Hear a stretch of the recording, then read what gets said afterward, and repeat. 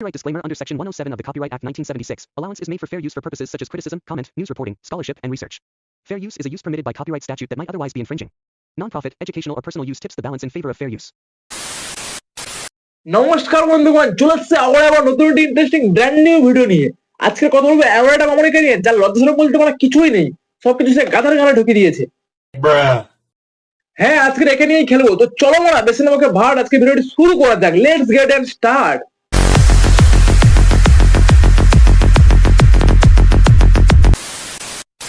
আশা করি তোমরা সবাই জানো এনাকে।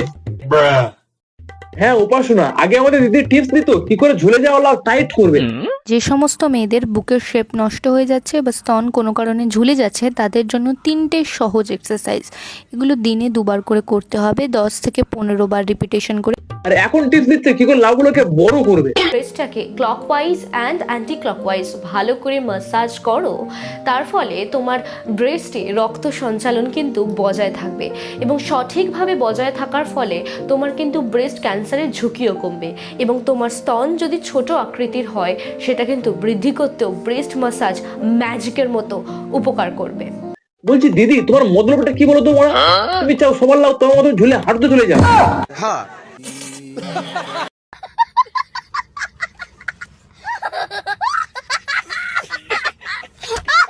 কি ভাবছো 31st নাইটে মদ মাংস খেয়ে একদম দারুণ পার্টি করলাম? বুঝ বানা ওসবকে ভাবছে। আমি ভাবছি ওইগুলোর অবস্থা এরকম হলো কিভাবে, মানে এতটাই বড় হয়ে গেছে যে ঝুলে বাইরে বেরিয়ে আসছে।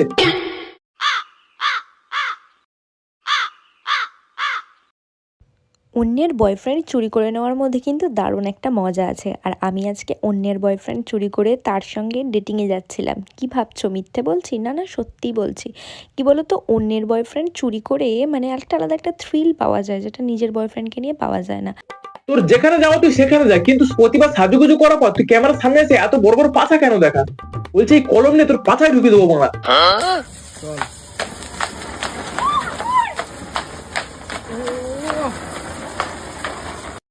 আরে দিদি, বেশি লাফালাফি করো না, নাহলে আগুন ছিটকে কখন তোমার ওখানে উঠে পড়বে তুমি বুঝতেই পারবে না মনে।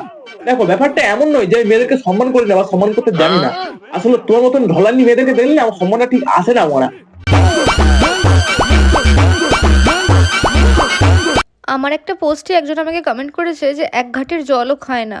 দেখো সত্যি তো, এক ঘাটের জল খেয়ে কী করে বলো সারা জীবনের জন্য কোথাও থাকবো, সেখানে আমার বংশবিস্তার করব, এটাকে মানে স্থির করে ফেলি। একটা মানুষ একটা ফ্রিজ কেনার আগেও, যেহেতু ফ্রিজটাকে 1-2 বছর তো মিনিমাম চালাতে হবে, মানুষ 10টা দোকান ঘুরে ভালো করে বুঝে কোনটা কতদিন চলবে, কি ব্যাপার সব কিছু দেখে বুঝে কেনে। তো লাইফ পার্টনার বা জীবন সঙ্গী বা যার সাথে আমার পুরো শুধু আমি সে নয়, আমাদের সন্তান ব্যাপার স্যাপার সব একসাথে, তো সেটা 10টা ঘাট ঘুরে দেখাই ভালো। হ্যাঁ দিদি, একদম ঠিক কথা বলেছো মা। তুমি আগে বিয়ের আগে ভালো করে সবকিছু চেক করে নাও, কারটা কত বড়, কে কতক্ষণ দিতে পারছে, কারটা কতক্ষণ দাঁড়াচ্ছে, আগে সবকিছু চেক করে নাও, তারপরে নয় মা তুমি বিয়ে করো। পিছনের সাইজ দেখে যারা মনের সাইজ বিচার করতে আসে তারা কিন্তু একেবারেই বোকা। কিন্তু দিদি, তোমার পেছনের সাথে সাথে মনের সাইজটা কিন্তু বেশ বড় হয়ে গেছে। অরূপ দাস বলে এক হিপোক্রেট কমেন্ট করেছে, ভাই মালটাকে সেরা কাছ বিয়ে করতে যাও না। আবার এই ধরনের লোকগুলোই আসে মিছিলে, মশাল নিয়ে হাঁটে, আবার এরাই দুর্গাপুজোর সময় দুর্গা ঠাকুর দেখতেও যায়, প্যান্ডেল হপিংও করে, আবার বলে কেন দুর্গা ঠাকুর দেখতে যাচ্ছ, আবার এইসব কমেন্টও করে। মানে এদের কি ধরনের বাইপোলার ডিসঅর্ডার আছে কিনা আমি জানি না, তবে এরা হচ্ছে ফেঁতি কুত্তার মতো। এদেরকে মাঝে মাঝে 2-1টা লেরো বিস্কুট দাও আর বাড়ি চলে যাও। কোথায় কাশ্মীরি উল আর কোথায় বগলের চুল, তুই নিজেকে মা দুর্গার সাথে তুলনা করছিস? তো লজ্জা করে না বাড়া? সোশ্যাল মিডিয়ায় এসে বড় বড় পাশা দেখাবি, বড় বড় বুক দেখাবি, আর সে সঙ্গে যদি কেউ কমেন্ট করে তুই তাকে গাল দিবি। তোকে তো বাংলা রাস্তার কুত্তা দিয়ে, বাকিটা বললাম না, বুঝে নিস।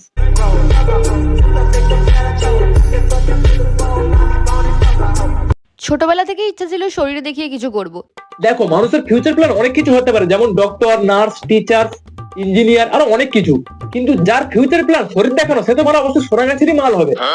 কেন কি গাড়ি সবাই চালায়? আমার গাড়ি না, আমার গাড়ি শুধু সৌনক চালায়। আমার গাড়িটা দেখবে একদম সুন্দর আছে, ব্যাটারি ইলেকট্রিক গাড়ি, কিন্তু 2 বছর চলছে। আমি কাউকে রেড কালারের কাউকে আমি দিই না। দূর মানা, মিথ্যে কথা বলছে। 10 জনের কাছে যদি তুমি তোমার গাড়ির চাবিটা দিয়ে রাখো, তাহলে কি তোমার গাড়ি তোরা চালাবে না? আর এটা কিন্তু কোনো গাড়ির জন্য ছিল না। আরে হ্যাঁ, তো তোমার মানে যেরকম হাঁড়ি হবে তার ঢাকনাটা তো সেরকমই লাগবে না। তুমি এখন হাঁড়ি কিনেছো 20 সাইজের, এখন ঢাকনা নিয়ে এসছো 30 সাইজের, তাহলে তো ওটাতে তো আর লাগবে না। লাগবে না। এতদিন ধরে এটাই ভাবছিলাম সুমনের সাথে ব্রেকআপটা কেন হয়েছিল, এখন সবকিছু ক্লিয়ার। আসলে উপাসনার হাড়ির সাথে সুমনের ঢাকাটা ঠিক ম্যাচ করছিল না।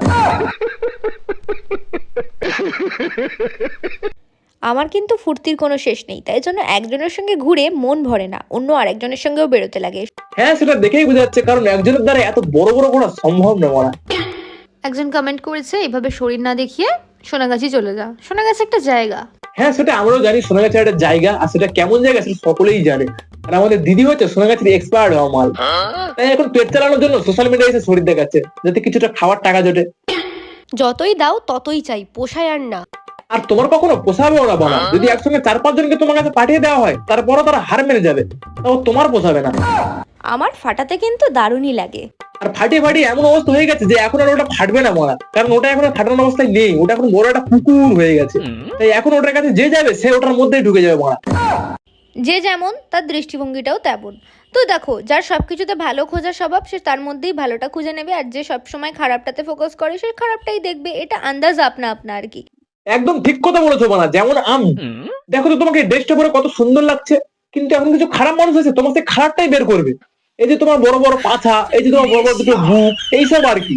এগুলো কিন্তু আমি বলছি না, কিছু খারাপ মানুষের কথা বলছি।